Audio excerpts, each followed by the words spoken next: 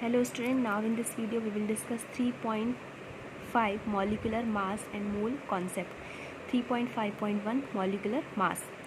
In section 3.2.2 we discuss the concept of atomic mass.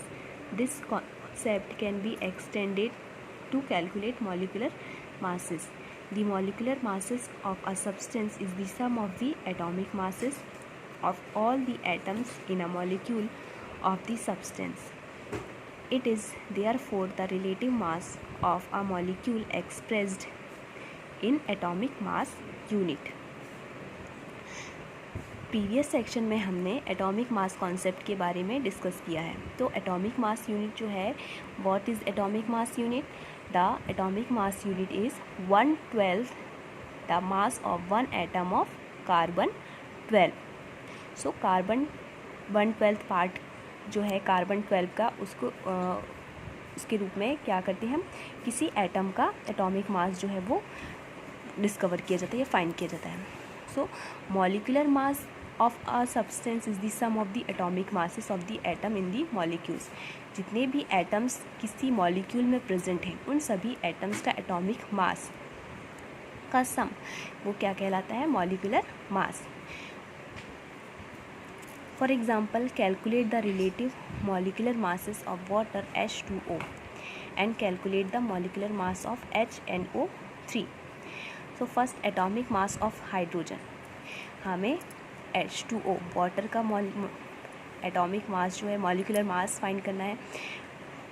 Water का formation, chemical formula H2O, इसमें hydrogen and oxygen 2 atoms जो है वो combine होके एक वन मॉलिक्यूल फॉर्म करते हैं. So atomic mass of hydrogen, hydrogen का atomic mass is 1U and atomic mass of oxygen is 16U. So the molecular mass of water which contains 2 atoms of hydrogen and 1 atom of oxygen is 2 into 1. Because 2 into 1 because hydrogen के 2 atoms जो है वो present हैं and hydrogen का atomic mass 1 and oxygen का only 1 atom present है.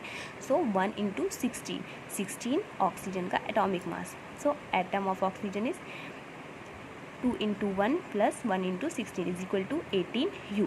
So molecular mass of water is 18U. The molecular mass of HNO3 nitric acid.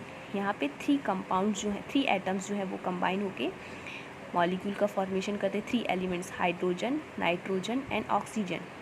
So atomic mass of hydrogen plus atomic mass of nitrogen and atomic mass of 3 atomic mass of oxygen, because oxygen के 3 atoms जो है वो combine हैं.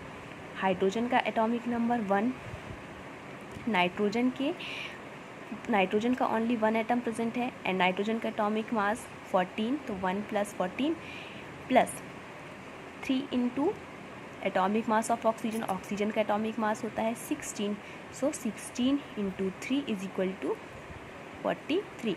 सो 1 + 14 + 48 is equal to 63U.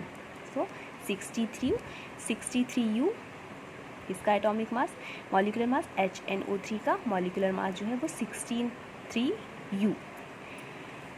Next point is 3.5.2 formula unit mass. The formula unit mass of the substance is a sum of the atomic masses of all atoms in a formula unit of a compound.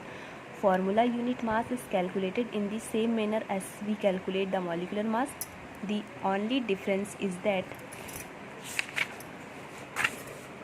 we use the word formula unit for those substances whose constituent particles are ions. For example, sodium chloride, as discussed above, has a formula unit NaCl. Its formula unit mass can be calculated as 1 into 23 plus 1 into 35.5 is equal to 58.5.